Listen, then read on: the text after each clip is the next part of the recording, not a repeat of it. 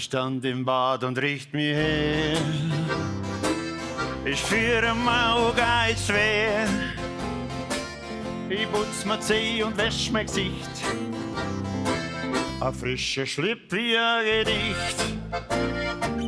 Ich freu mich, weil ich fertig bin. Riecht meiner Frau das Frühstück hin. Sie schimpft mir, bevor sie richtig sitzt. Ich hätte den Spiegel mehr verspritzt. Schatz, da lass uns doch nicht streiten. Da regt mir es doch nicht auf.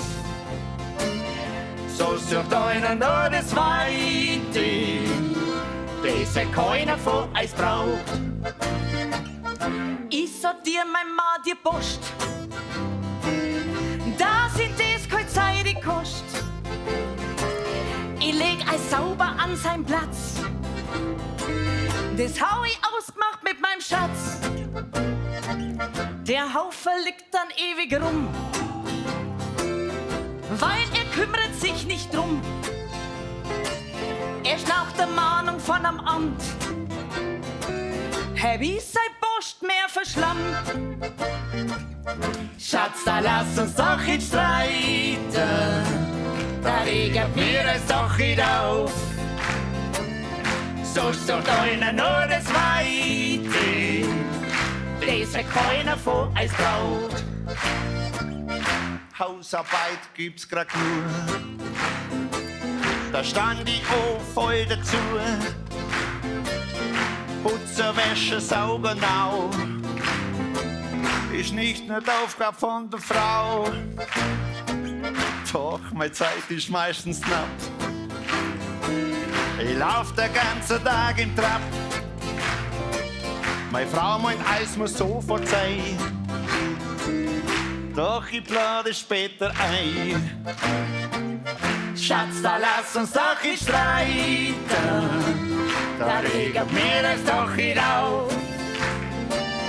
So sucht einer nur das Weite, das ja keiner von uns braucht. Am Abend schliefen wir zusammen ins Bett. Rutschen zusammen, das ist frei nett. Die Augen fallen langsam zu. Es ist ganz still, jetzt ist Ruhe. Doch das dauert arg lang gut, weil mein Mann halt schnarchen tut. Ich stupf ihn ganz zärtlich an, ob er nicht leise schnarchen kann. Die Schnaufer werden immer tiefer, die stupfen demnach intensiver.